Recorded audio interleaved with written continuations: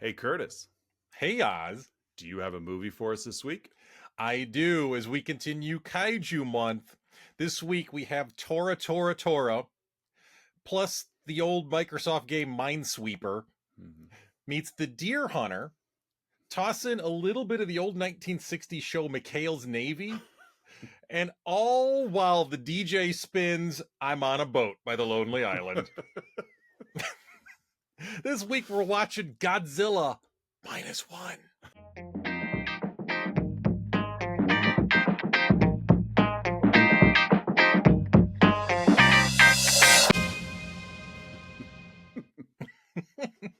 I love how in your movie marriage there's no reference to lizards or No, monsters. nope. McHale's Navy, I want a McHale's boat. I Navy. love it. I Yep. love it. So, welcome back, listeners and viewers, to another week of Let's Talk About Flicks, the podcast where we take a monthly theme. This month being Kaiju Movie Month. Yes. And I'm one of your hosts, Oz. I'm the other host, Curtis. And before we get rolling on this adventure, we want to give a shout out to our Patreon subscribers, Don S, Aaron A, Mandy K, Melissa L, Colin K, and Lyle M. Thank you for your patronage. Thank you all. First Godzilla movie for me. Mm-hmm. And I started in the negative territory, so I've got... Yeah, well, there you go. Incidentally, I feel like I have more Godzilla movies to watch now than are actually available to watch, because I got to make up for the negativity. So yes. Well, as I think has come up on the show before, my daughter has over the last year or two found herself in the Godzilla verse. And Mothra is among her favorite, not just Godzilla characters, but just fictional characters. Like she has, like we found a plush Mothra. Nice. And she's really into it. She probably knows more about the Godzilla verse than I do. Probably. And yeah, I mean, just the different, the studios and the American versions and the Japanese versions. And it's such a wonderful thing to see, like, children fully absorb things they're interested in, because like they're still young enough that that's all they have to worry about. They don't have to balance schedules and finance or whatever. So they're just like, I like this thing and I've got nothing better to do. So like my son's the same way with lately, like sports, NBA in particular. Like he's wanting to watch every playoff game, and not only that, and it's like, I'm looking at him, I'm like, yeah, that's Curry and that's Jimmy Butler, and then he's naming like ninth guy on the bench and where he went to college, and I'm like, okay. It's going to serve you well in the future, buddy. We're 6 minutes into the second quarter. Time to put in Moses Moody. Exactly. Like, oh my gosh. Like Kuminga, he's 4 points above his league average this year. But it's just stuff like that. And it's just so fun when you see, kids grasp something that they're just into and then just go with it. Yeah, it's been fun watching her just wrap her mind around Godzilla, and even for Halloween last year, like we were members of the Godzilla family, and she was Mothra. That's right. It's just so much fun, and this movie scares her a little bit just because she knows the Godzilla in this one is a little scarier, and the themes are heavier. Right. That's fair. And like I said, as a first time Godzilla watcher, and I mean, we've talked about this before. Yeah. As movie fans, that doesn't mean we're ignorant to characters. We just haven't watched. And so, I'm familiar with the Godzilla mythos, but not necessarily all the ins and outs of it. So, but this is a great watch. I really enjoyed this movie. Yeah, rock solid movie. Yeah. All right. Well, hey, speaking of, who's in this movie, guys? I'm gonna butcher it. I mean, come on. Just do your best. Just do your best. Disclaimer: look at me. If you can't see me, I'm a white American dude. Yeah, I'm not a bro, but I'm just... So apologies in advance. Yeah, if I butcher names. Not that any of them are listening, but still. Well, it's funny you're talking about butchering names. The high school I work at, we had our graduation ceremony today. Oh yeah. And normally, we have 2 counselors per grade level. Then I'm the college and career one who supports them. Yeah. But both of the senior grade level counselors couldn't read names. Normally they're the ones who read. One of them just had a baby. Okay. And the other one has a son who's graduating from the high school down the road at the exact same time. So yeah, she wasn't there, or yes, he or she wasn't there. Yeah, he wasn't there. So I got drafted in to read, and whew, I think I got them all right this time. we had a big event a couple weeks ago, senior decision day. I'm picturing you as Janine Garofalo in Wet Hot, like oh my god, yeah, right. Appleberg, just yeah. Yeah, that's what I'm picturing. Is you just stuttering until you get it all right. Cindy Steenbergen Stein. Oh, but no, I'm sure you did just fine. I think so. So, okay, here we go. Yep. Cast do your best, my friend. To be fair, I have found that most of the time it seems that Japanese names tend to be fairly phonetic. Mm-hmm. There's not a whole lot of surprise. So here we go. We have Ryosuke Komiki as Shikishima, former kamikaze pilot, which I'm not going into too much detail because that's kind of lays out too much. He's flanked most of the movie by Minami Hamabi as Noriko. Mm-hmm. We have Yuki Yamada as Shiro. He's in here. We have Munetake Aoki as Takibana. Mm-hmm. We have Hidetaka Yoshioka as Kenji Noda, which I love the hair in this movie. Yeah. Noda had great hair. Had great hair. He had great, like, wacky scientist hair. He did. But still tame enough that no one was like treating him like Doc Brown. Yeah. Like it was still like, it wasn't completely out there, but it was enough that I'm like, yeah, I know it's kind of crazy, but I can control it. That does explain why Shikishima had an upside down colander on his head for half the movie. Right, that's true. Yeah. And why Noriko, aside from the baby, is running around with a giant speaker. Like, yeah. Well, I mean, there was that one scene where Noda fell off the toilet. Yeah. And was inspired to design the plans. Yeah, that's where it came from. It's all right there. Sakura Ando as Sumiko Oda. Mm-hmm. Kuranosuke Sasaki as Seiji Akitsu. Sei Nakatani as Akiko. I got two more I'm going to go with here. Yep, keep going. Miyu Tanaka as Tatsuo Hoda. And Kisuke, I'm guessing that's an I. Iada as Akio Irigaki. Mm-hmm. The end. Yeah. Well, and admitting, like, my ignorance as well. Again, ignorant American man here. Yeah. I because of my cultural ignorance on this, I had a hard time sometimes keeping track of characters' names in reference to who they were. Like, I knew who the characters were. Oh, exactly. But the names associated with faces, them. No problem. Like, we're ignorant Americans here, but we're also culturally sensitive enough that we're not going to play the whole like, well, why do they all look the same, blah blah blah, like that's just so ridiculous. And so I mean, I even saying it, I've like, that was stupid, but yeah, it because they didn't. I mean, it was I get to that later. I'm not going to spill into it. It shows up in my 3, 2, 1s, and so I'm just gonna sit back. But yeah, that's the cast of this movie.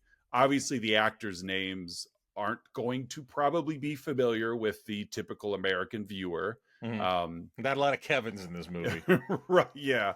And so with that being said, though, there was not a weak spot in this cast. No, the acting was amazing. I think they all did a fantastic job. Yeah, they did. So what's this movie about?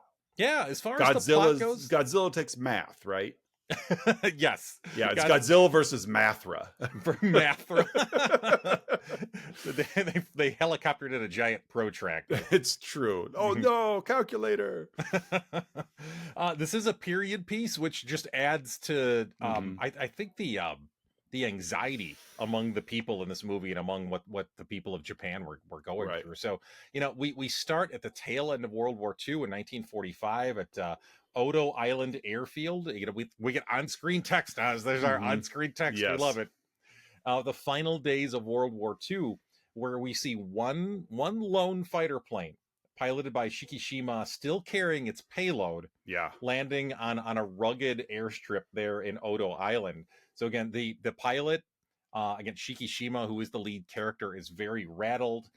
There's mechanics on the island. He initially came in and said, "Yeah, there's something up with my plane," but the mechanics, particularly the lead mechanic Tachibana, he and Shikishima had a little bit of a history together. They kind of like run into each other.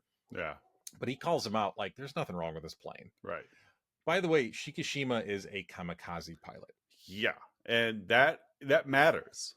That is it matters crucial to the character time. and to the plot. Yeah. Well, I guess more the story than the plot, I would say. Right. Yeah.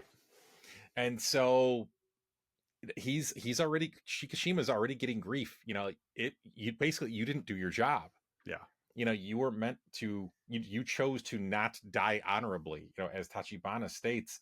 And Shikishima is just on this roller coaster of purpose and shame. And that's really the whole movie. It's just his journey through this. And, we get thrown in right away, and just how dejected he is with himself. He could not overcome his own cowardice. He could not do his job, and he retreated to this airfield. And at this point in the movie, we don't know why, other than, and we deal with this a lot in, I think all cultures probably do, but we deal with it a lot too, of it's so easy to just point fingers and blame based on what you think a person should be doing, especially if they're given a position or a role to fill. But yeah, at this point, Shikishima just looks like a coward, like you said. As the plot unveils, we find out why, and it's just so, there's just, you strip Godzilla from this movie, it's still a fantastic movie. Yeah. Like, that's the beauty of this movie. Yeah. Yeah, you used the word "should" a few moments ago, Oz, and the word "should" is one of those words, and I may have mentioned this on we've Friday, talked about it before. Yes, yeah, but it's one of those words that when I hear people use it, my radar turns on, because a lot of times when you hear that word "should," there's some kind of judgment being made. Well, and I know we've had this conversation before, and the word "potential" does the same thing for me. Yeah. Like, that's a bad word. Yeah, especially in regards to students. Yes. Yeah. So, Tachibana and Shikishima are talking about, honor, and, we both know how this war is going to end. And as they're pondering this, Shikishima sees several dead fish with their bloated stomachs hanging out of their mouths. So these are deep sea fish.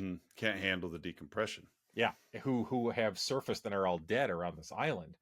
So that night, it's, I guess, again, it's just Shikishima and this like small troop of mechanics. And they're stationed there purposefully. Like, yes, they are there, like nothing about this situation airs any confusion. These guys are on Odo Island.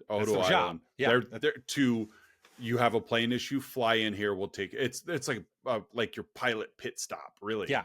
Around Japan. Yeah, there is purpose to why they are there. And so that night, after seeing all these dead fish, the air raid sirens go off, and initially the troops are like, "Are we getting bombed right now?" But we see the soldiers panicked, and one of them just says, "Godzilla." Some of the locals told me about it, and then we see the actual monster, maybe 100 feet tall, so still gigantic, but looks much more like a dinosaur, right? Than the giant monster that the stereotypical Godzilla that we see. And he goes after the troops. Initially, Tachibana's telling his troops, like, don't engage, and of course they get scared and they start shooting. Which of course just makes Godzilla more upset, and he sees where their location is. In the meantime, though, Tachibana had told Shikishima, "Go to your plane. You've got higher caliber guns on your plane than we do with these handheld armaments. Go and shoot it with your 20 millimeter gun. And so Shikishima, he sneaks over and he gets in, but again, he can't find the courage to open fire again to let Godzilla know where he's at.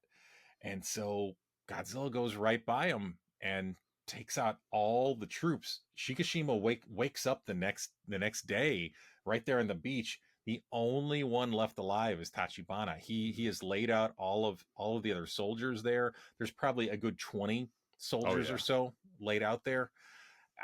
And Tachibana just confronts and blames Shikishima. Why didn't you shoot? This is your fault. So just we're 10 minutes in, and just if that honestly, the shame that that Shikishima feels and is being blamed for. It's that guilt. Well, it's like it's a second round of buffet when you're already full. Like they already laid into him about being a coward kamikaze. And now this isn't even a go redeem yourself, Shikishima. This is like, we need to survive, go do this. And like you said, can't pull the trigger. Yeah. So Tachibana, it's like, you so stupid. Like, come on, like and apologies, that wasn't intended to come out the way it was. If anything, it was more UHF than that's really was my intention. And I'm like, no, idiot, we're talking about a Japanese movie here. We're being so insensitive. But that really was, it was like, dude, we can't count on you for anything.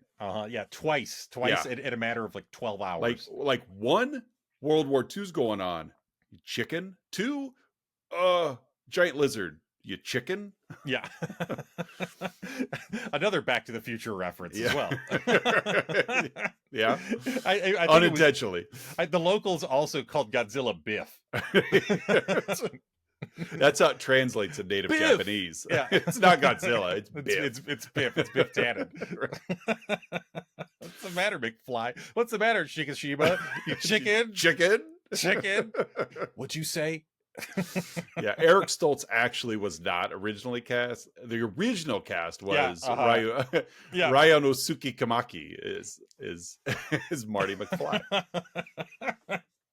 So we cut to a decimated Tokyo 1945. So this is presumably a couple of months later or so. And again, the city's just torn apart. Again, it's been bombed by the Americans.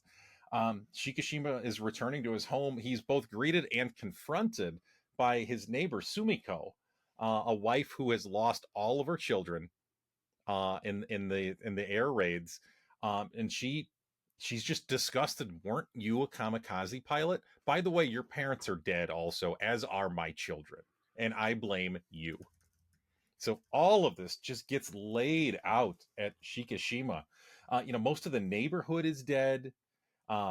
He reads for a letter from his parents that says, "Return to us alive." And so, we get that it's not just his own cowardice. He was also following what his parents wanted him to do. Again, there's a lot of irony in this movie, how, they tell him return to us alive, even though his mission was to end his own life. Right. Yeah. The next morning, he's just kind of out about town, and a woman is being chased by a mob, and she quite literally runs into Shikishima. She's carrying a baby and just shoves the baby into Shikishima's arms. You get the idea. He's the only one who isn't chasing her. Yeah. And so by default, you're going to take this baby. Right. Yeah. Pardon me, sir. Later, she ends up coming back. She reveals her name is Noriko. The baby isn't hers. A dying woman gave Noriko the baby, whose name is Akiko. The next morning, Sumiko chides Shikishima for taking them in. They basically just fell asleep in Shikishima's house. And so, Sumiko helps anyways, but again, she just continues to lay into the Shikishima. Right. We get a time jump to March 1946, so several months in the future. Shikishima has taken a job clearing naval mines. Very dangerous job. A little bit. Yeah. It does pay well. We also see money up front, thankfully. Exactly. It's like payday loans. Exactly. She's like, that's dangerous. Well, they gave me 3,000 yen up front. Like, he went to the local currency exchange at the time. Yeah, we see that, Akiko and Noriko are still there living with Shikishima. And they're all excited that he got this job until he tells her, "Yeah, I'm sweeping mines." Yeah. To be fair, the science behind this was pretty like it checked out. Like Yeah. as they're explaining, I'm like, well, okay, that makes sense. Like, yeah, Although Shikishima was initially he was partially sold on the science that was sold to him. Like yeah, they've got these, this new technology that safely detects mines so they don't cling to your boat. And it turns out it's because it's a wooden boat. it's a wooden boat. It's Yeah, just an old wood yeah. boat with Turns out that science has been around a while. yeah, it's a wooden ship. Yeah, It's an old wooden ship. I do love that sales pitch though. You should see the technology we've come up with to avoid this mines. Yeah, Yeah, it's just because it's an old wooden boat. yeah, That's all it is. And so we see him out on his first job. We meet the ship's crew, Akitsu, who's the captain, the young crewman Mizoshima, who did not fight in the war and is younger. You get the idea. He's probably late teenager. And weapons designer. He was a naval weapons designer, Noda. So they all of these people are here on the boat with Shikishima. Noda expositions that wooden boats don't attract magnetic mines. So thanks, Noda. yeah. Once they get out there, they find out Shikishima is good at shooting the mines due to his training. So basically, they clip the mines that are kind of like sitting on the ocean floor to get them to float up to the surface, and then they shoot them from a distance to blow them up. Yeah, I mean, again, the logic behind it's pretty sound. Yeah. Yeah, and they're good at it. Because there's two boats with, like you said, basically like a tow cable between them that are just it works. Yeah, and they're good at it, and they all form these pretty tight bonds with each other as well. We see in the evening that Shikishima, he's back at home, and he has a PTSD nightmare about Godzilla. We also see that he and Noriko sleep in separate rooms and separate beds. It would be difficult to sleep in separate rooms in the same bed. That's true. It'd have to be a really big bed. Really big bed. Yeah. The wall was built around it. California King, probably. So he wakes, but clearly his anxiety and trauma just keep manifesting, and you get the idea that this isn't the first time that's happened. And he even just questions if Noriko is real, because she hears his dream, right, and comes in, and so he's clearly struggling. And there's not a lot of, it's not like there's a lot of treatment around there that he's able to access. No, Noda's busy doing other things. We have another little time jump to July 1946, the Bikini Atoll, the famous Operation Crossroads, where the Americans, practice and set off an atomic bomb. And we see Godzilla screeching in pain, but its cells are multiplying. So Godzilla happened to be at the Bikini Atoll when this happened. He's a ladies' man, is why. It's the Bikini Atoll, yeah. Gross. Be better, Godzilla. Yeah. It's like, go hang out at Bikini. It's better than Bikini Bottoms, I suppose. That's true. That's true. Gross, Patrick Starfish. Yeah. Be better. And this plays into the bigger Godzilla history as well. Even going back to the first Godzilla, it was nuclear radiation that created him. And so in this one, Godzilla had already existed, but the nuclear radiation basically amplifies and grows him to significantly bigger, stronger size. Well, and it's very, despite this like being a 2023 movie, it does kind of have that vibe of what horror films in the 50s were like. Post World War, post atomic bomb. Japan's got their Godzilla, but America's got them, the giant ant movie, like it was very common for your horror to be like mutated, radiated stuff. And it just pulls into the culture of the time. And well, and the post World War II culture as well. It's I honestly hadn't even thought about that, how like Godzilla and like kind of the American B movie horror cultures both kind of came out around the same time, and that's what audiences, it's almost like they were seeking it out to kind of escape their own just trauma. kind of displace the fears of you know, what we see on TV and hear in the news is, and to see the flip side of that, of, you know, and Hollywood knew what they were doing. They've always known what they were doing. You know, they know what makes money. Yeah. Play on people's fears and emotions. Yeah. Yeah, and even getting into the title of Godzilla Minus One, you know, for again, culturally ignorant me and historically ignorant me, especially a Japanese history, like, you know, the whole title is it's, you know, post World War II, they were at zero. Right. And then once Godzilla arrives, like, you can't get worse than zero. Oh, yes, you can. Yeah. Now Godzilla is here. Now we're at less than zero. Yeah. If America didn't level all of the buildings in your city, Godzilla will finish the job. Yes, exactly.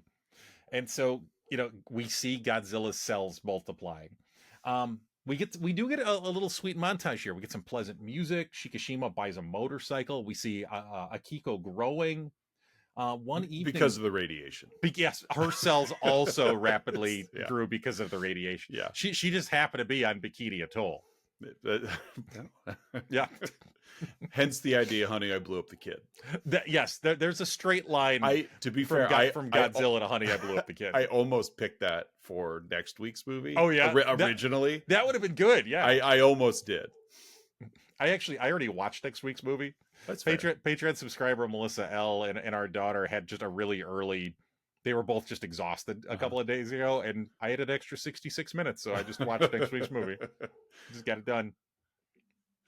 All of our listeners right now are like pausing the podcast to go to IMDb to look for kaiju movies that are 66 minutes long. Yep. That's everybody's on the edge of their seat right now. It's not about what we're talking about. It's about what we will talk about. Yeah.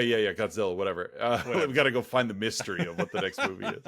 Because all great movies are 66 minutes long. All the great kaiju ones are. Oh, they are.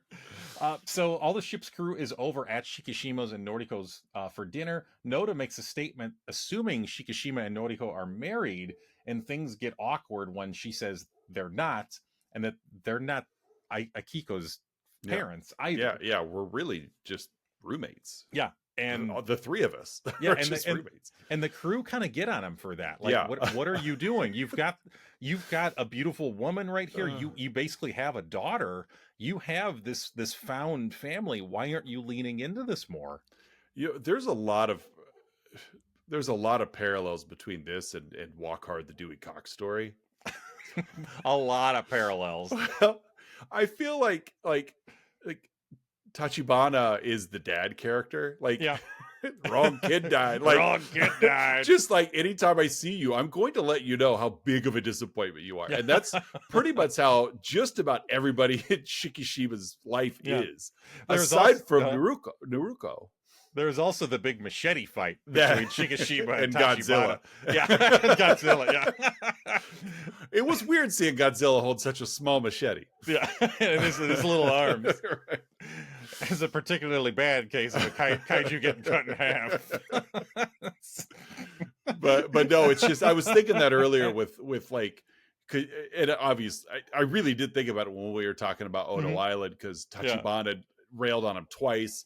Yeah. And then after, he brings them home and the neighbor lady's railing on him. And then this scene, like his friends are railing on him. It's like, dude, can't catch, like, why don't we pause for a second and say, hey, great job, Shikishima, for bringing in these homeless people and giving them an opportunity. And they're like, you haven't married her? What is your problem? Yeah. So we cut ahead to March 1947, so another time jump. Yeah. And we see Noriko has taken a job in Ginza, and she tells Shikishima, "You're never going to find a wife with me around." Right. We also cut to a military report of a U.S. warship and a Soviet sub going down, and it's all in this pattern towards Japan. Yeah. Another time jump. Got a lot of time jumps here, Oz. May 1947, we see newsreel footage of a U.S. cruiser that's been torn apart. Shikishima, like their boat is out there. They're still sweeping mines. They said it's Godzilla. And we see dead fish, and a lot of dead fish. That's what's a lot more than he saw on Odo Island. Yes. Speculating that Godzilla is larger. Noda even says they're activating an old Japanese warship because neither the U.S. nor Russia is helping. Well, and part of the post World War II fallout was you must like, and I just you must disarm all of this spaghetti together of there's so many strands of real history, and you're right, like Japan, you must disarm. You are a threat to the world. You no longer, and which makes this Godzilla thing even worse, because like you said, US and Soviets are like, we're not your friends. Yeah, you're on your own, despite the fact that we forced you to disarm. And I think like this warship was literally about to be decommissioned, and they were able to salvage it and then send it out. And so Akitsu deduces that Japan basically sent them to kind of like find and do what they could to stop the monster. So the Japanese government is aware of Godzilla. Yes. And they're sending these minesweepers out to see what they can do about it. Right. And they're covering up these reports. And Akitsu even says, this country never changes. I wonder if it can. Right. Just then, again, we see even more dead fish now around their boat, not the big U.S. warship. Right. Shikishima says Godzilla's close and we should get out of here. Crank up the wooden boat and let's move. Yeah, crank that engine to 11. It's such an awesome scene. Yeah. And Akitsu, again, he's angry with the government and he says we should fight. I don't want to see Tokyo in flames again. This is the first, of several themes of civilians coming together to take, we can't count on our government. They've been lying to us. They haven't been responsive to us or to threats. They've been deploying us and using us in wrong ways. And it's our turn. We've got to do something about this. So he wants to fight. And just then we see Godzilla emerge and annihilates a partner minesweeper ship that's, a couple hundred yards away from them. And then turns to them. And we get one of my favorite sequences in the whole movie. Oh, it's so awesome. As Godzilla is chasing them. They got their engines, full bore, and Godzilla is swimming after them. And they've captured a couple of mines on their ship. And they send one out, and it kind of wings Godzilla, but doesn't slow him down. And they speculate maybe if we hit him in the mouth, Shikishima is shooting it at its mouth as well with the gun on the ship. And they get the other mine in there and they blow it up.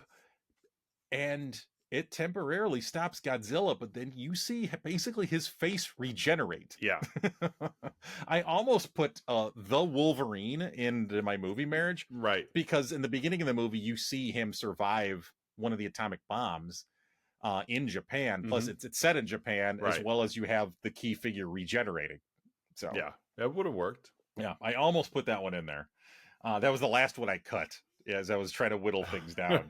McHale's Navy or the Wolverine? Yes, I chose to keep McHale's Navy. Yep, that's choices, folks. Choices. Yeah. So basically, as Godzilla is about to finish them off, he is broadsided by artillery from the Takao, the warship that they had sent out as well. However, Godzilla then attacks the Takao and blows it up from beneath with his atomic breath. Right, which we haven't seen yet. Yeah. Yes. Yeah, you just see the blue glow. Right. Because he initially attacks the boat itself, but then he swims under it, and you see the water glow blue. And then it's game over. Yeah. It's game over, man. Game over. By the way, as at the time of this recording, it would have been Bill Paxton, it would have been Bill Paxton's birthday today. Oh, I know, right? I miss Bill Paxton. I know, he was so good. He was very good. His role in Near Dark. Oh yeah, I think one of the more underrated. Yeah. Vampire movies, but especially Bill. But yeah, he's so good in that movie. Yeah. Whenever we get to Catherine Bam Bam Bigelow month. That's right. When that's coming up. Yep. Bam Bam Bigelow month. Yeah, Catherine Bam Bam Bigelow. So Shikishima wakes up in a hospital. The crew is around him. And he says, we got to evacuate the city. But Noda says the country isn't telling the public. Right. And again, Akitsu, the one who's just so upset with the government, even says information control is the only thing this country is good at. So at home, Noriko is yeah. Do you want to say something? No, just curious where he stands on his national government. Yes. Can you be a little clearer here? Yeah. At home, Noriko is pleading with Shikishima to let her help carry his burden because he's still wounded. He's still at war with himself and with his past. You know, and he admits, like, I was a deserting kamikaze and I froze when I saw Godzilla. He still carries the photos, the family photos that the dead mechanic soldiers on Odo had on them when they died. Like, he won't let himself let go of any of this, literally and figuratively both. Yeah. It's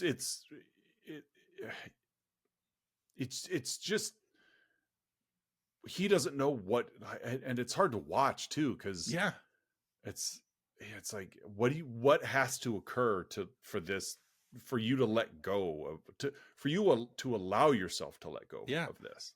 He even says, you know, like, I don't deserve the chance to live, and you know, and speculates that, again, there's psychosis going on here too. He even speculates that Noriko and Akiko are just the final dreams of a dead man. Like, he thinks he might be dying, like on the beach back at Odo. Yeah, and this is just like a fever dream. Yeah. And so Godzilla is spotted approaching Tokyo Bay. They'd set out mines. They don't stop them. As Shikishima is playing with Akiko, the air raid sirens go off. The radio says a giant creature is going towards Ginza, where Noriko works. We see Noriko on a train. Well, actually, he didn't say a giant creature is going towards Ginza, where Noriko works. Like, I don't think that would have been newsworthy. That's literally what they said on the news. Yeah, like, everyone's like, who's Noriko? It was Ted Koppel. Except for Shikishima. Shikishima's like, oh no, this news is specifically for me. That actually, have you watched next week's movie yet? Not yet, no. Oh, there is a scene where that literally happens. In next week's movie. Nice. It's great. It's great and awful and great at the same time. It's like where it's the Joker, where he hijacks the news just to talk to Batman. There is literally a scene in next week's movie that does that exact thing. All right, I'm looking forward to it. That's fun. And so we see Noriko in Ginza on a train when Godzilla attacks. And this is classic to the very first Godzilla movie. He grabs and bites the train that she's on. She ends up falling out of the train car into the water below. We see a live news crew on a rooftop, you know, reporting and fall to their deaths, basically on live TV. Oh yeah, they're like color commentary of Godzilla's coming right at us. He's looking at us. John Madden's up there. Tough acting, acting. Boom. Right, yeah, exactly. Yeah. Godzilla, can I get a quote? Susie Colbert's there talking to the head coach going into halftime. Exactly. Yeah. So, let's see. Shikishima he shows up there. He that might come up later from what it was, but yeah. For you, I left it out, but yeah. Okay. It's like, oh, good thing you knew who she was. So Noriko had climbed back out of the water, but she just kind of gets swept up in the chaos, and Godzilla's, just a couple hundred feet away from her. Right. But Shikishima shows up right there in the heart of this huge urban city and grabs her, and they run away. But then Godzilla, we didn't see him, prep his atomic breath before, right? But now we see it, and I love how his go ahead. No, you got it. Like the spikes on his back glow blue and literally like pop out, like lock into place of his tail and his back. It's very mechanical looking. Yes, it is. Without him being Mecha Godzilla, but it just the way that they just locked into place was like, oh, this is going somewhere. And so he lets loose his atomic breath, which causes a mushroom cloud, which is a little different from this version of Godzilla from before. Annihilating several blocks, Noriko pushes Shikishima out of the way of the blast, sacrificing herself to save him. And he just screams up to the heavens as black rain is falling down from the sky. Pretty moving, intense sequence. So back at home, the ship's crew is there. Sumiko, the neighbor, is there with Shikishima and a crying Akiko as they're mourning Noriko. Noda tells Shikishima, I'm part of a secret civilian effort to destroy Godzilla. Government's not doing anything about it. The military can't because there really is no military. They've been disarmed. Yeah. And so we see at a large meeting, former Admiral Hota is there. They've secured four kind of destroyer ships. Like they don't have the big heavy artillery that like the Takao had earlier, but they're still functional. Noda is there. He's one of the leaders at the meeting. Yeah, surprise everyone. Yeah. And so he suggests that they science Freon around Godzilla, which will sink him to the bottom of a trench, causing the deep seawater to kill him. We kill it with the power of the ocean, is what he says. I love, again, we talked about this before, and I'll bring it up again. I love the Noda character. Oh yeah, I do too. Just like it's just kind of Obi-Wan Kenobi-esque in a way. Yeah. It's crossed with Bill Nye the Science Guy. Yeah, Mr. Wizard meets Obi-Wan. It's just because it's like there's more to me than what I'm letting on, but when it needs to come out, and like this here of everyone shows up, and it's like, oh, well, there's our Minesweeper buddy. Yeah, that's actually moonlighting as the answer to Godzilla. Mm-hmm. As a contingency plan B, if sinking him to the ocean doesn't stop him, they will inflate balloons around him, causing him to quickly rise to the surface, suffer rapid decompression to hopefully take him out if the first plan doesn't work. After the meeting, the ship's crew meet, and Shikishima asks if they can get him a fighter plane. He wants to help, but he can do it best from the sky. That's what he was trained to do. At least I think I can. Akitsu tells Shikishima that you want to die and you should have married Noriko when you had the chance. And Shikishima responds, my war isn't over yet.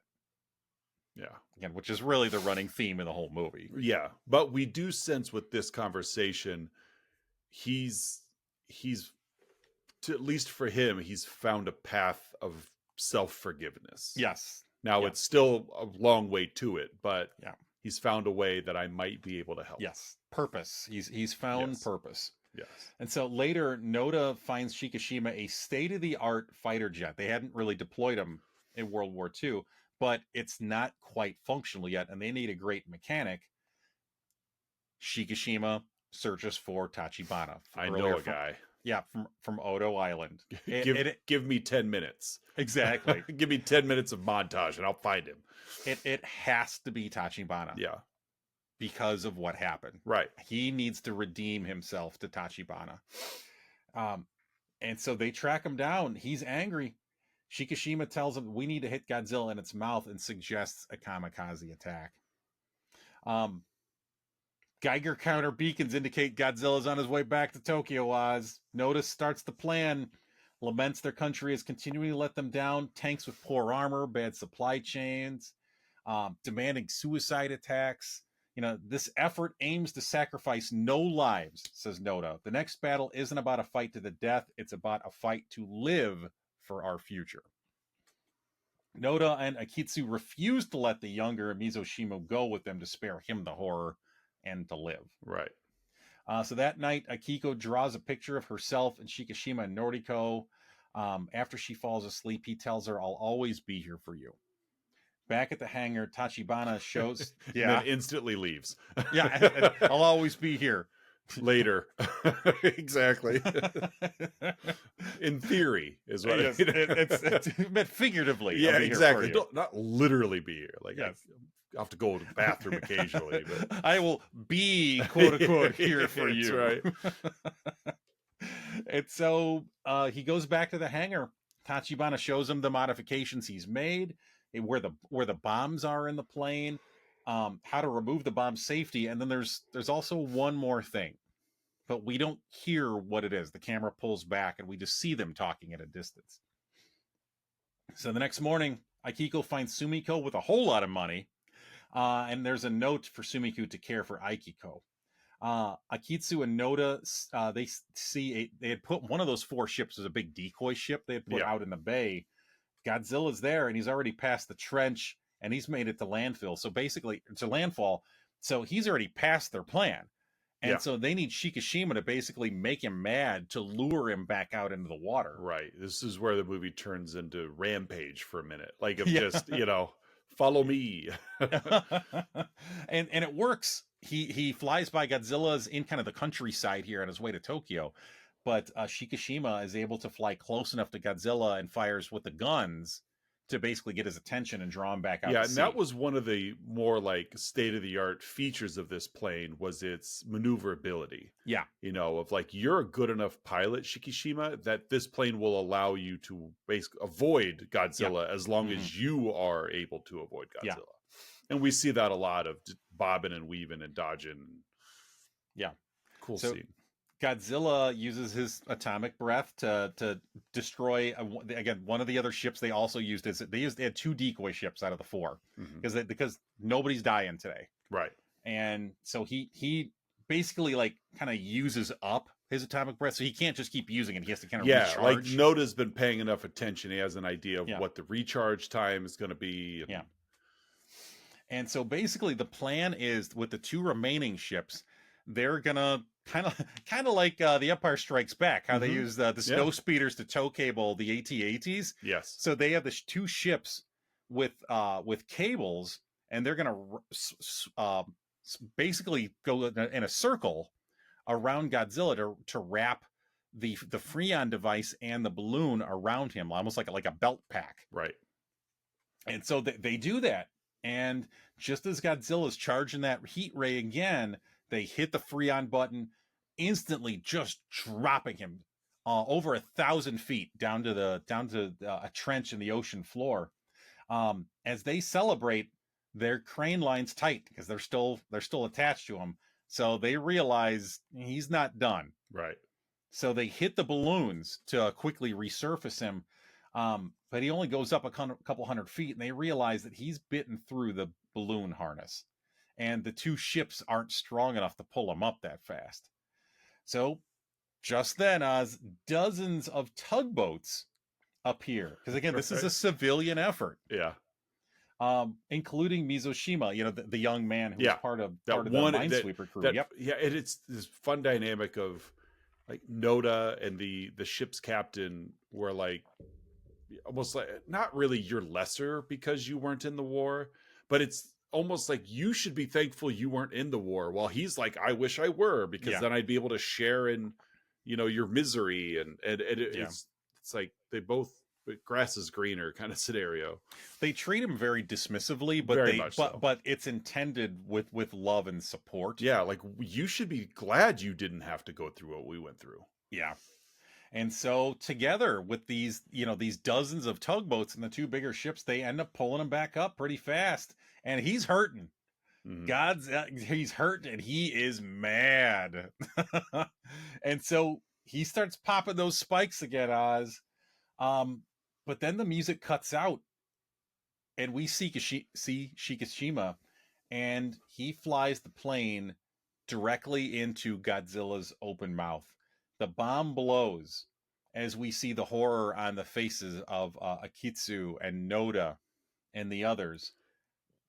However, Shikishima had ejected. Yes. He dropped from the sky. There was a beat where they had all given him grief all movie long for being a failed kamikaze because he's still with us. And now they're momentarily like, oh, kind of liked it when he was with, Yeah. Well, and that's the irony of that the movie intentionally goes for, is at the beginning he's shamed for not dying, and now he's shamed for dying. For appearing to die anyway. Yeah. But again, we flash back to the hangar, and Tachibana had installed an ejection seat. Yeah, there was a conversation a little bit earlier in the movie about how, even when the Japanese knew the war was over, they were still sending out kamikaze pilots to die unnecessarily, knowing that it's all for naught, and that there was no ejector seats, and whereas like the US had them, and it's just so, I mean, it was a little bit of foreshadowing, but you didn't realize it until you actually saw this scene. Yeah. So we see basically the top of Godzilla's head is missing. Yeah. And there's just smoke billowing out of it. And he had fired up his heat ray again, and so it basically has nowhere to go, so it just starts billowing out of him, kind of cutting the rest of his body to pieces. So as they celebrate back on the docks, Sumiko, the neighbor who's carrying Aikiko, runs up to Shikishima and gives him a note. And he and Aikiko rush to a local hospital to find Noriko still alive. Right. And she asks Shikishima, Kochi, is your war finally over? And we cut to the Godzilla's theme as we see the body sinking underwater. However, Oz, his head and his chest are regenerating. We see Godzilla Minus One on the screen. Roll the credits. What an awesome movie. It really was a great movie. Yeah. Well, yeah, what a better way for you to get introduced to Godzilla. Yeah. It was just I just thoroughly enjoyed all of it. The non-Godzilla story was excellent. The performances were excellent. Yeah. The Godzilla scenes were excellent, to where there wasn't one of those let's get back to the action. Like I the whole thing, I was hooked the entire movie. And we haven't mentioned this to this point. This movie was made on a budget of $10 to $15 million. Yeah. Like for context, Robert Downey Jr. is getting $100 million for the next two Avengers movies. Yeah. $15 million for this. So yeah, what an accomplishment. By the way, my first Godzilla movie, and I'm pretty sure I saw it in theaters, was the Matthew Broderick, Hank Azaria. Is that Roland Emmerich's Godzilla? Uh-huh. Yeah. Yeah. No. I mean, you would have thought with Hank Azaria. Yeah, it wasn't good. Yeah, but amazing movie, Oz. Godzilla Minus One. Yeah, it really was. All right, folks. At this point in the show, Oz and I give our own unique rating about the movie we've been yapping about, 2023's Godzilla Minus One. Oz, how would you rate this flick? I am giving this 10 underwater decoy teams. Nice. Yeah, I like it. I like that phrase when he's like, it's rattled off something about underwater decoy teams. I'm like, I like that. That's good. I like that. Yeah. What do you got? I'm going to go with Godzilla plus 93. I don't know if I'll find an image for that, but yeah, it evens out at 92 after you subtract the one. But yeah. Well, I found a Godzilla 1993 collectible figure, so that works. I think that's what we're going with. There you go. From sideshow.com. Hey folks, every week Oz and I scour the interwebs searching for unprofessional reviews that tickle our funny bones, and we hope they tickle yours as well in this week's edition of Outside Insight. Oz, my friend, what is your outside insight? I have several very short ones. Okay. All from Letterboxd. Brian Espicia says, 4 stars, you ever just stop and think about how absurdly hard the Godzilla theme goes? My favorite one is Daniel Kibblesmith says, I tap the green stars one by one like dorsal ridges charging up.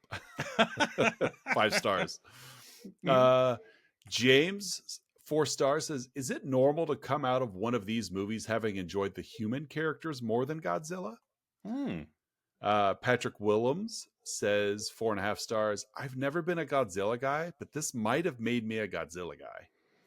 And Kit Laser gives a 4.5 star review that says, the Kit Laser, that says, at the climax, I could feel Martin Scorsese crap his pants and whisper in awe, cinema.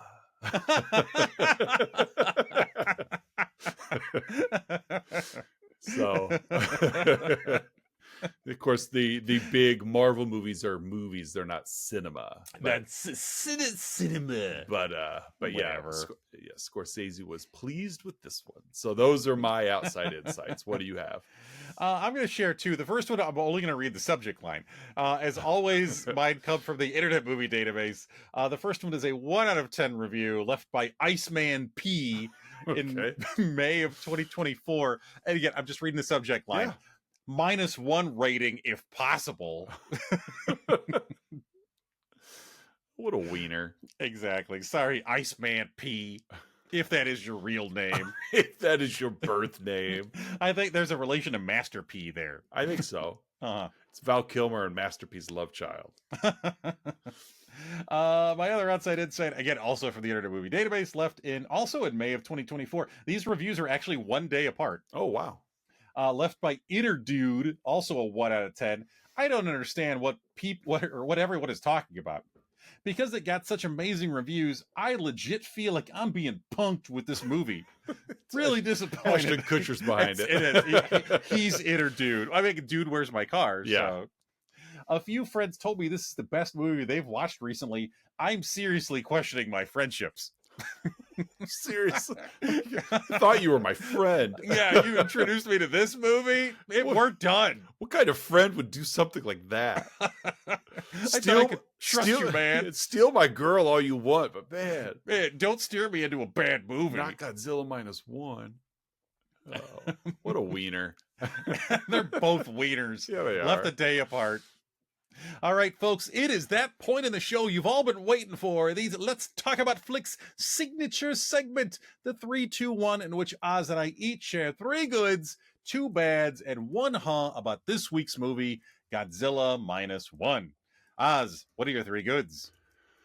My first one is every Godzilla scene, especially the day scenes. I loved that despite their limited budget, they didn't pull any punches. Godzilla shows up during the day. He's well lit. You know, there's no hide him in the shadows. Yep. I love it. Every Godzilla scene was phenomenal, and just it was a nice interruption for the beautiful story that was being told anyway, to be like, oh, Godzilla's here. Ooh. It's kind of what it was like. Hold that thought, Shikishima. Like, Godzilla's here. And so that's my first good. My second is the glimpse into post World War II Japan. Yes. You know, as you age, you come to find out, especially working in education, you come to find out that history is just what we're told. And there's always 2 sides to every battle, yada, yada, yada. But in reality, a lot of history is left in the past. Yeah. And so what we teach our children in our textbooks is just what is, I won't necessarily go as far to say pure propaganda, but you know, it can be a little romanticized. I like that word better. Well, and it's from, and of course we're learning from American publishers, so it's exactly going to have an American bias and spin and tint to it. Yep. And so it is very rare that you see in American textbooks and American movies how the effect of America's efforts. So when you do catch a movie like this one, which this was not an anti-American movie, no, but I felt it was a fairly accurate, for not being there or knowing any different, fairly accurate depiction of what post World War II life was like. Not World War II itself, but hey, you know what? Okay, America, you won the war, you bombed a couple of our cities, and now we have to clean up. And seeing the rubble, and knowing that this is not the only country America's done this to, it was hard. Yeah. And so I really appreciated, I'm not going to say it's a good, but because I don't want to sound melodramatic about it, yeah. but I appreciated that's not heavy-handed, but that soft-handed glimpse of, you know what, like, we had to move on with our lives too. And we didn't get to go home and kiss a nurse off the naval ship. We didn't have our ticker tape parades. We had to clean up. Yeah. And they did an excellent job of, we do the same thing here of, you know what, maybe our government's not the best. Even our ship's captain was super anti-government. And to the point where the citizens are like, you know what, if you're not going to do anything about this, we will. Yeah. Which leads into my third good, is witnessing through cinema the similarities of man despite culture. It doesn't matter that these were Japanese. It doesn't matter that we're American. It ultimately didn't matter. Certainly had a play on the setting and of the film, but we have citizens frustrated with government because government is doing what they think is the right thing. And it's just, there was just so many similarities to what we've dealt with in our lifetime and what they're dealing with in the plot and story of this film, that again, that, you know, the Japanese are like, you know what, we didn't ask as Japanese citizens, we didn't ask for the way we got involved in World War II. You know, it wasn't us that sent bombers to Pearl Harbor, you know, but yet we're the ones paying the price. And so I really like that as my third good, is just showing at the core level of it all, man is man. We all are just trying to navigate through our day as painlessly as possible. And sometimes somebody bigger, their decision wreaks havoc on that. Yep. And it was nice, again,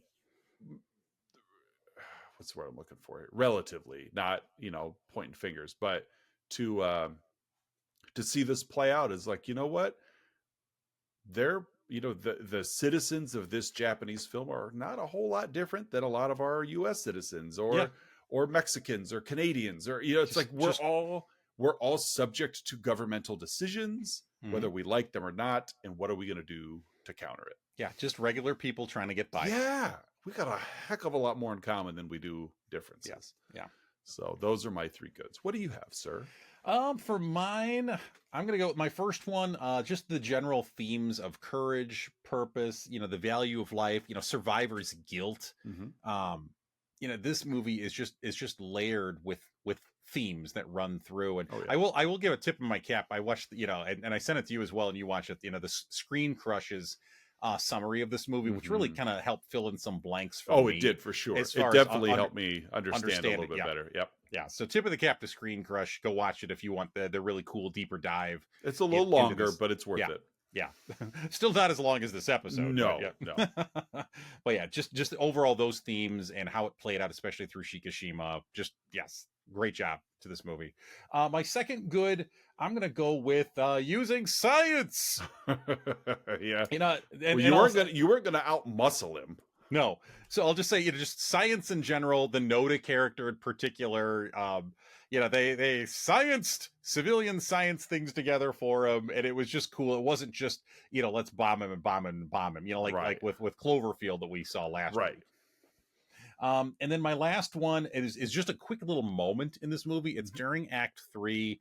Godzilla's made it to land, and he's on his way to Tokyo, and he's kind of in that like rural farm area. Yeah. And Shikishima engages him in that plane, and Shikishima flies by him pretty close, and Godzilla just lunges at him with his teeth and misses him. And I just love that so much. He just lunges at him with his mouth and just misses him. And the way they shot it, and just the Godzilla's reaction, I just love that moment so much. So those are my three goods. Oz, what are your two bads?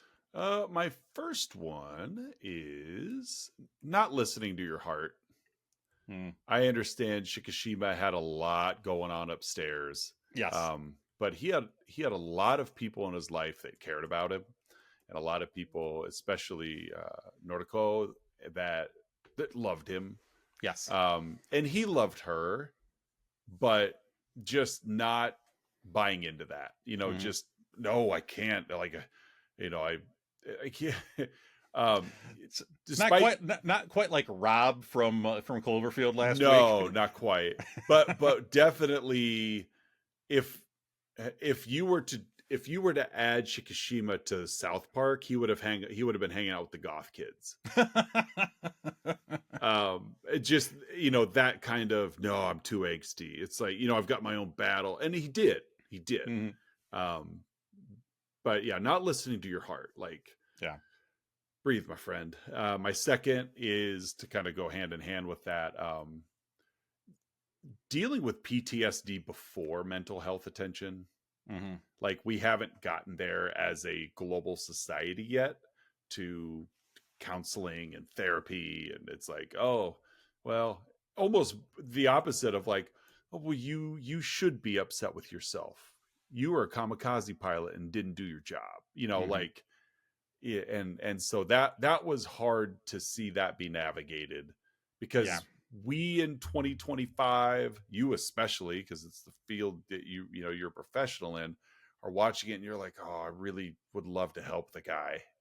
But like you said, my war's not over. Mm-hmm. And it's like, it is, buddy. Like, Yeah. come here, let me give you a hug. And so that's my second bad, is just those having to deal with PTSD, because shocker, it probably wasn't a label then, it wasn't a diagnosis then, it was, Mm-hmm. because we're not going to get into that of like, well, the numbers keep climbing. Well, it's because we screen and recognize now. Yeah. But yeah, that's my second bad, is just the terrors of PTSD before there was any real way to help. Yeah. What do you got? My first bad, why can't Hollywood make movies this good? Exactly. And this is even part of a franchise. Yeah. Like, and again, we do have some individual good movies that come out, American movies and franchise movies, but like, made for $15 million, with no real star actors attached to it. Like, making do with the shoestring budget, right. Using small sets and creative CGI and practical effects, and it can be done. Yeah. I mean, even to piggyback that just a moment, like, there was all of this hubbub with the big, obviously we're still in the early stages of artificial intelligence, and all of the billions of dollars that are going behind these, learning language models, and we got to keep feeding them so they can get smarter. And it's like, and it was built up to where, like, sorry, you can't create your own. They're super expensive. It seemed this, Google can do it, OpenAI can do it, and no, sorry guys, you really can't. And then China rolls out one a few months ago, and it was like, hey guys, we did this for like nickels, and it's just as good as yours. And it just completely blew a hole in America, because, but no, it can't be worth it if it doesn't cost billions. Yeah. And yeah, it's that similar thing of like, no, you could tell a pretty awesome story. You don't have to have Margot Robbie be the lead all the time. Yeah. Like, there are plenty of fantastic actresses out there, better actresses out there, that it's okay. Like, yes, sex sells, but not every movie has to be full of beautiful people and, tentpole stars. And I mean, Noda was a good looking man. He was a good looking man. I love the hair. Got me. Yeah. Asymmetrical hair is what does it for me. Exactly. That's why you love Eraserhead so much. That's exactly why I love Eraserhead so much. It's not for the movie, it's for the guy. Right. Yeah. Yeah. This just, we were talking pre-show about Sinners. And how much, how much we both really like that movie. And in some ways, again, another just well-made movie where it's like you start with the characters and the story, and then everything else fills in from there. Right. And even that movie cost $90 million to make. Yeah. And it was a great movie. So yes, that's my first one. Why can't Hollywood make movies as good? Right. The second one is, this is a little ticky-tack, but there is one little thing about the movie that it's like, ugh. When Noda is going over the plan, we're gonna tie Freon around it. We're gonna sink it to the bottom of the ocean. We're gonna crush it with the power of the ocean. By the way, if that doesn't work, Plan B. Yeah. If in a movie they mention there's a Plan B, you're going to see the Plan B. Plan A is going to fail. It means Plan A won't work. You're going to see a Plan B. And so as soon as he started, well, if that doesn't work, it's like, okay, well, we're going to see. Exactly. Yeah. It's like, all right. Yeah, you're right. And honestly, I didn't overthink that. Granted, it's my first time watch, but I really liked the push in that whole scene of like, guys, we're like, the goal is no one dies.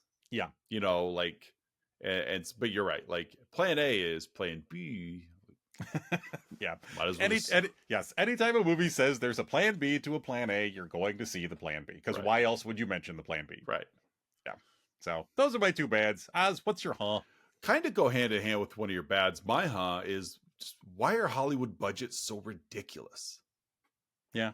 Like, you know, and that's where I'm leaving it. It wasn't necessarily movie based, but just knowing that this movie was done for a micro budget compared to, you know, what American movies are pumping out is. Mm-hmm. You know, studio movies. I'm doing a quick Google search here with $10 million budget. Movies that are popping up. Little Miss Sunshine was $10 million.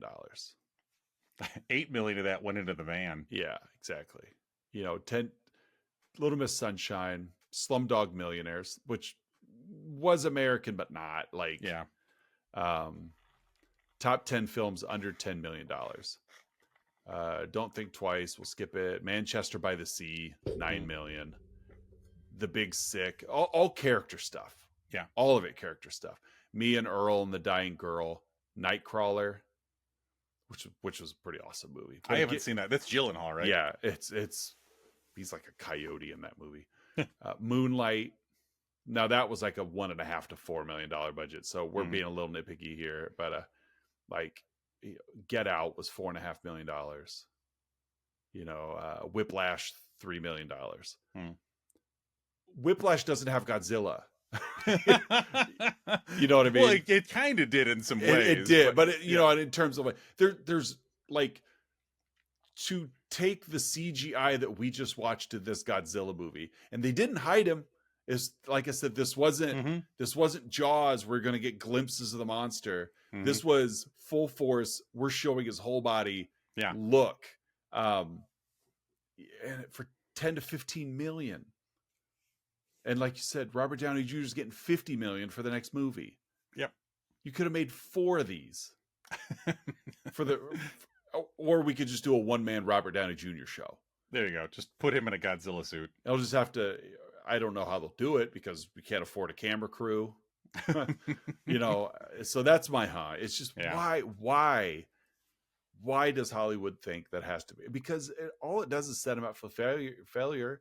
When these things flop, you know, these movies like John Carter from Mars, and they're like, well, that movie was a flop. You put $250 million at it. Like, if it doesn't make $250 million just to break even, of course it's a flop. You know, and it's just like I felt like they used to get it when we were watching, you know, where we've talked about it several times before, where you got straight to video and, you know, and everything hit the theaters, or, you know, and it's like you'd catch these cute little character studies and they might have made a little bit of money here and there, but it was the quantity of movies as opposed to what they perceived as a quality of movie. And now it's like, well, we're just going to pump out about 7 or 8 big titles a year and hope they land. Yeah. I'm tired of Jurassic Park movies. Like, I'm good. Yeah. I'm good.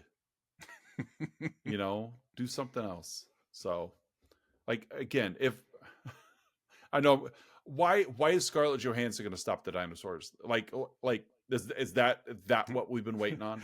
Bryce Dallas Howard couldn't do it, but you know what I mean. It's like Laura Dern couldn't do it, right? It's like you know, the first couple, like, oh, okay, this is kind of fun, but it's like, okay, now what? It's the same stupid movie. Yeah. They're all the same. Oh, the dinosaurs are out wrecking havoc. I haven't seen this one. Stop. Everything's okay. Now it's not. Yeah. And where are your thoughts on Marvel in that regard? I mean, you know me. I'm a Marvel stan, which is why I ask. But I get how it fits into like larger studio trends and just kind of the disgust and the just how weary people are with it. Yeah. Well, and especially the last couple of years where there's been a lot of mediocre and a couple of bad. Right.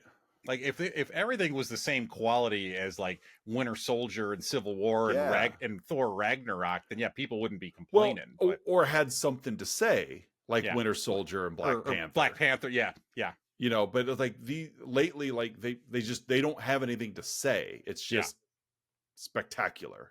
yeah. It's spectacle and quips, Right, right. and yeah. I mean, that's basically what the last Ant-Man movie was. Yeah, which I haven't seen, but Ugh, don't bother. It's bad. fair It's enough. worse. It is the worst Marvel movie, bar none. Worse than Thor: The Dark World. Ooh, Like, yeah, it's bad. It's really bad. Thor: The Dark World was not good. No, it wasn't. And like Paul Rudd does his best, Of course, and you get a couple of fun moments just because it's Paul Rudd, right? but the rest is just bad. It's Okay, I'll skip it. Yeah, because like I said, there's several lately I haven't seen. I haven't seen the Marvels. I haven't seen the new Captain America, Red Hulk one. Yeah, the Marvels. I don't think it was as bad as some people made it out to be, but it definitely had some problems. It's got 3 female leads, so it automatically is going to be bad. Yeah, they got some hate just because of that. And it's got the like Ghostbusters reboot hate, basically. Yeah, and the new Captain America movie was up and down. They shot it and then they rewrote it and shot a bunch more, and so it's kind of Frankenstein just together. a little uneven. Yeah. Got an Abby normal brain. Abby something. So, what's your hunt? My hunt, originally I had a couple I was gonna go with. I originally was gonna say, how does Noda know so much about the government? And then I was like, well, I could do the low hanging fruit and be like, how did Shikishima find Noriko in Tokyo? Yeah. But instead, I'm gonna go with, how did all those tugboats get lines on the boats so fast? I thought that too. I did. Like, did the bigger boats just happen to have all these lines just dangling in the water? Yeah, I did. I thought that as well. Did all the tugboats just harpoon gun their way on? Catch this, guys! I'm gonna toss this rope over. I'm gonna toss this 10,000 pound chain your way. Yeah, I did. I did think that too. There were a few moments in this movie that reminded me of one of your goods last week of the like the National Guard, how did you not see them there? The tugboat scene, the when that warship came in, the one that got like atomic breathed. It's like, now that one I'll give a little credence to, because you're being chased by Godzilla. You're not really paying attention to your peripherals.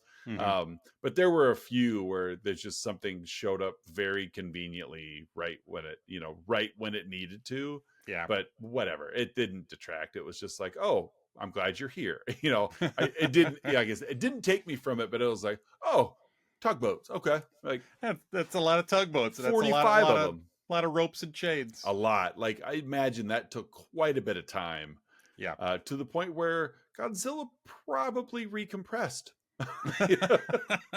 Sitting there in like middle ocean. Like, okay, I got my bearings about me. He's just thumbing through a novel. Exactly. He's down there. He's got a diving bell. Whenever you're ready, guys. I'm good. I'm halfway through the new James Patterson book. It's got a novel down there.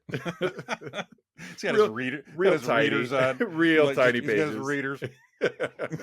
Just keeps looking up at the ocean surface. Oh, not ready yet. No, not ready. Well, that's Godzilla Minus One. That's Godzilla Minus One. You want to do another kaiju number movie next week? Yes, let's do another kaiju number movie. We've teased it several times. Yeah. This, to be fair, this one's got a much more human approach to it. Yes. Yeah. There's no monsters. Well, sort of. I haven't seen it. Okay, but next week we're, as usual, we'll basically give 3 serious ones, and then we'll have fun with the 4th or whatever. Yeah. Last month being Cop and a Half. But we are going to watch Attack of the 50-Foot Woman next week. Yes, we are. Is she a monster? Not the Daryl Hannah one. No, not the Daryl Hannah one. Well, but no, we're going to watch the original 50. Like 1956. I was thinking something like that. 56. We're going to be watching Attack of the 50-Foot Woman, the like hour and 5 minute movie. 58. 1958. Okay. But yeah, Attack of the 50-Foot Woman, black and white. Science is part of the film as this one as well. A whole lot of woman in this movie.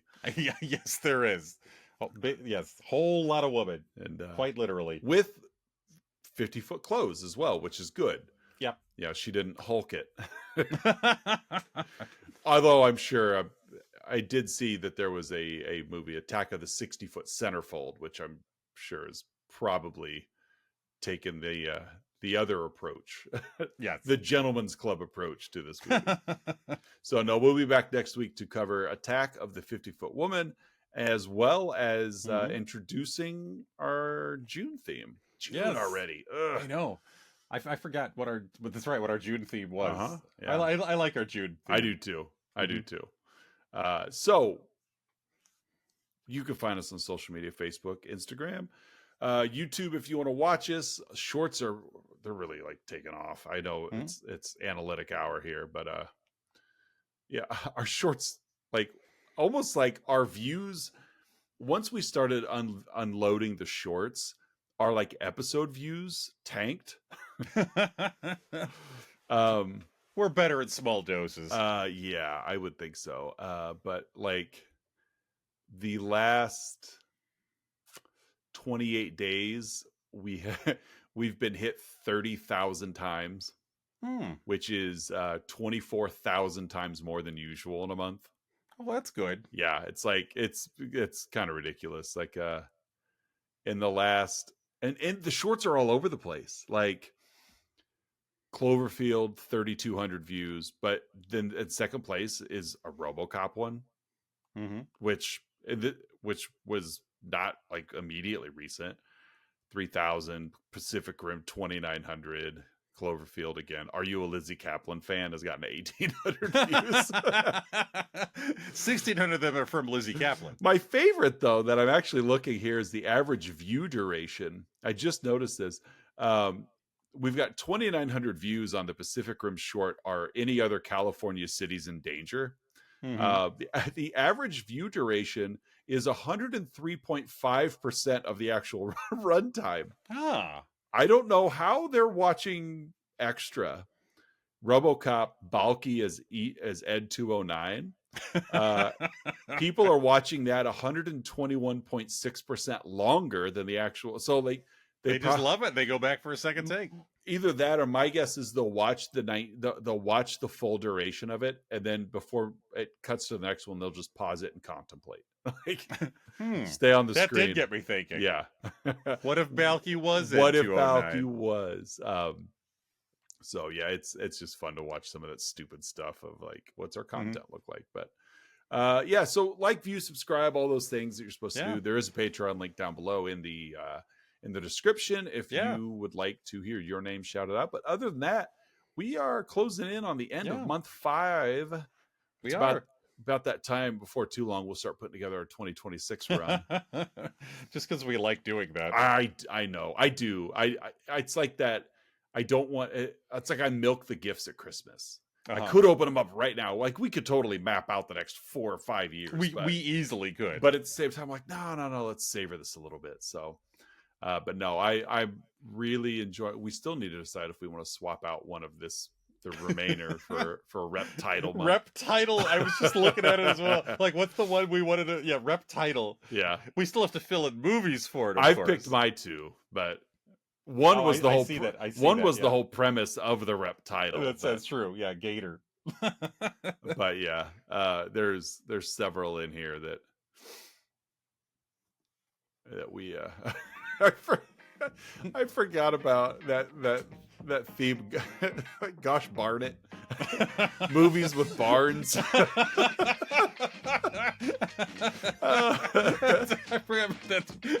forgot about that theme. Movies with barns. Oh, 2026 is going to be fun. Yeah, movies with barns. It's really tapping into a big subculture in our viewers. Yeah. We'll get the Amish on board. Yeah, speaking of analytics. Movies with barns. The month after that will be movies with water towers. Exactly. Yeah. Movies with what I can't even think of what they're called. Windmills. Yes. So, all right. Well, another week wraps up. So, ladies and gentlemen, we'll see you guys next week when we talk about Attack of the 50-Foot Woman for another episode of Let's Talk About Flicks. I'm Oz. I'm Curtis. We'll see you guys then.